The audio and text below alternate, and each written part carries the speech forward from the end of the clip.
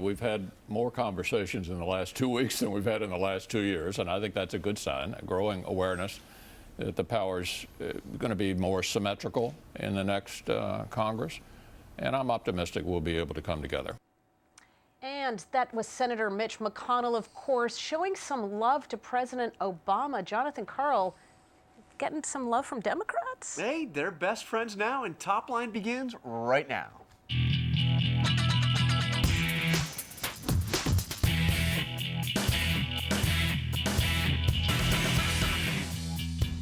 And good afternoon, I'm Amy Walter. And I'm Jonathan Karl. And we are bringing you Top Line here every day, live, unscripted. We don't even know what is going to happen in the next 5 minutes. But it will be magical. But it will be. And you have a Top Line to start with. I do. Let's start off with let's make a deal. All signs point to a deal between the President of the United States and congressional Republicans on extending those Bush-era tax cuts. Here's the interesting thing here, Amy. We've known where this is headed for a long time. We know we're talking about a temporary extension, about 2 years, also extending unemployment benefits. The White House still pushing to get the Making Work Pay tax credit included in this. But the interesting thing is these discussions have been happening between the White House and Republicans, and by and large, Democrats have not been part of this final deal. And I am told by my sources in the Senate that you could see as many as 30 Democratic senators, including many in leadership or some in leadership, voting against this thing if it's going the way we all think it is. I mean, this is really remarkable. They've had how long to work on this? It's now still not coming together with minutes to go. I think we knew that this was going to expire in about 2001. Yes. Yeah. Yes, so exactly. Okay. Number two, Top Line here, Doubting David, an exclusive interview with ABC's George Stephanopoulos. General David Petraeus says 2014 may or may not be the final deadline for American troops leaving Afghanistan. Let's look at the clip from this morning. And you're confident that the Afghan government will be able to take over, Afghan army will be able to take over by 2014? I don't know that you say confident. I think no commander ever is going to come out and say, I'm confident that we can do this. I don't think there are any sure things in this kind of endeavor. Yeah, that's not really something that the president wants to hear, the word confident. He has to make recommendations, of course, about Afghanistan in the next week, right? A week or so. And then, of course, you also have this thing called the State of the Union, where he should probably also be laying out his intentions for that. And of course, the thing is with Petraeus is he's saying exactly the truth. Right. I mean, but you know, can make things difficult politically. Next up, big spenders. Now, this is an interesting little note. The Republicans will get together on Wednesday and choose their chairman of their House committees, including the most powerful committee of all, the House Appropriations Committee. So who are they talking about installing as the chairman of the committee that is in charge of your wallet? Well, let's take a look at the three candidates for the job. First, Jack Kingston, 145 earmarks over the last 2 years, $211 million. Next up, our friend from Kentucky, Hal Rogers, 135 earmarks, $246 million. And finally, the current ranking Republican, Jerry Lewis, 185 earmarks, and the big whopper, $316 million. These are not exactly your fiscal conservatives. One of them will run this committee for the Republicans. I am told Hal Rogers is the front runner. Hal Rogers has put so much money into his hometown of Somerset, Kentucky, that they call it Mr. Rogers' neighborhood.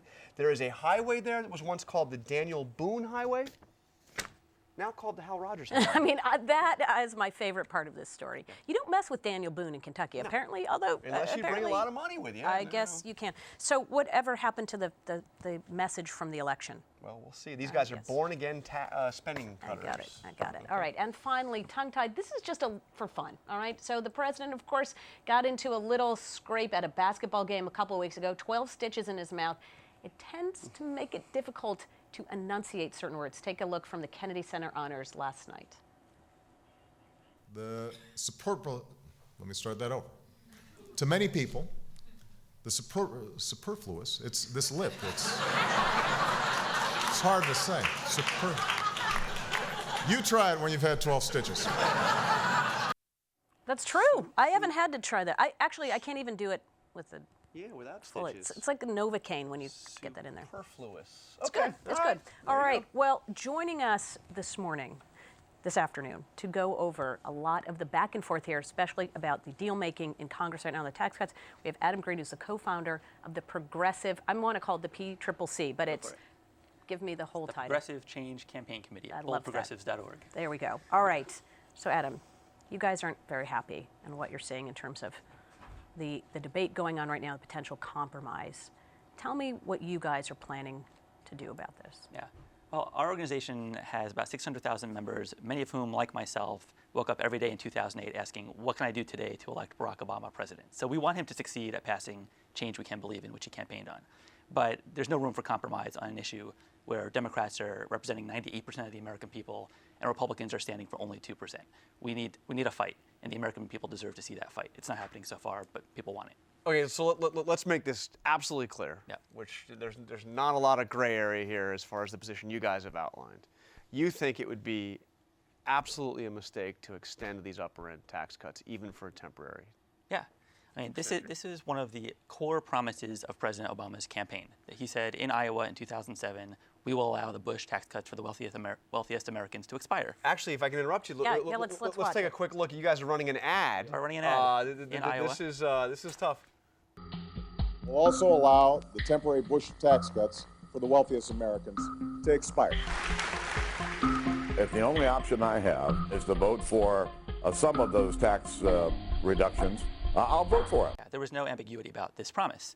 And again, when you There's some have politics about give and take, and you got to make a compromise. Republicans just won a big, midterm elections here. I mean, isn't it time for them to compromise a little bit on this? Look, compromise is fine after you've actually had the fight.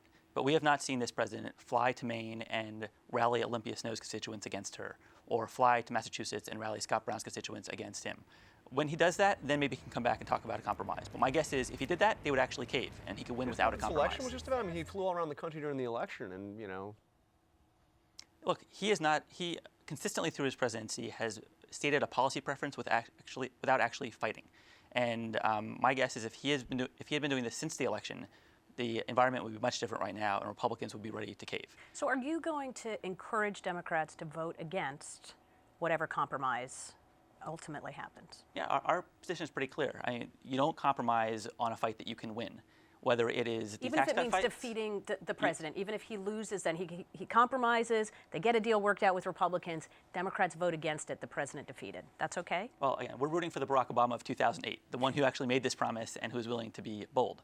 And I'll tell you, as I said before, a lot of people who worked on his campaign are actually members of our group. And he really is risking alienating his most fervent supporters, millions of people who voted for him, but also his former campaign staffers. And we've been getting emails from some of them. Let me just tell you what a couple of them said. One field organizer in Nevada said, if he capitulates on this, there really is no point in voting for him in 2012. The difference between voting for a Republican and voting for someone whose default negotiation strategy is rolling over and dying whenever the Republican Party says something mean is marginal. This should be a ridiculously easy fight to win. And another field organizer says, extending the Bush tax cuts will kill volunteer recruitment and retainment. So we're really urging him to do what is in his own best interest, and that is pick a fight and win this fight. And if he did it, we would get his back. So you really think that for 2 years that this is not a president that's picked fights with Republicans and really Absolutely. gone at 'em? Well, let's take the public option, something that our group really, our membership ballooned around the public option because they didn't see this president fighting. Now, the one time I can recall him fighting during the healthcare fight was when he actually held Dennis Kucinich accountable for almost voting against healthcare from the left. What did he do?